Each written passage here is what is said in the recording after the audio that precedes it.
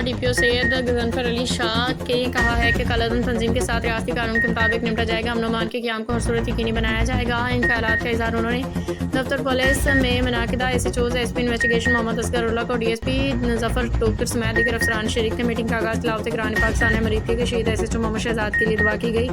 DPO ने कहा कालाधन तहरीक लब्बई के हवाले से हुकूमती फैसले पर सख्ती से अमल किया जाएगा और वाल चौकिंग पम्फलेट या तशरीह करने वालों के खिलाफ दहशतगर्दी एक्ट के तहत कार्रवाई। उन्होंने बताया कि ज़िले यमन कमेटी के तमाम सालिक उलमा इकराम ने मुतफ़िका तौर पर राष्ट्रीय कानून की हिमायत और मुतशद्दद गिरोह से अलहदगी का ऐलान किया। DPO ने कहा कि अफगान बाशिंदों की वापसी के लिए इक़दाम जारी हैं, जिनमें पाकिस्तानी पठानों को किसी किस्म की तकलीफ नहीं दी जाएगी। उन्होंने अफसरान को हिदायत की कि मुजरिमान की फौरी गिरफ्तारी, बर वक्त तफ्तीश और चालान की तकमील यकीनी बनाई जाएगी। मोटरसाइकिल चोरी, मंशियात फरोशी, गदागरी के खिलाफ क्रैकडाउन जारी रखा जाएगा। उनका कहना था कि जराइम पेशा अनासर जेल में होंगे और शरीफ शहरी आज़ाद माहौल में ज़िंदगी गुजारेंगे।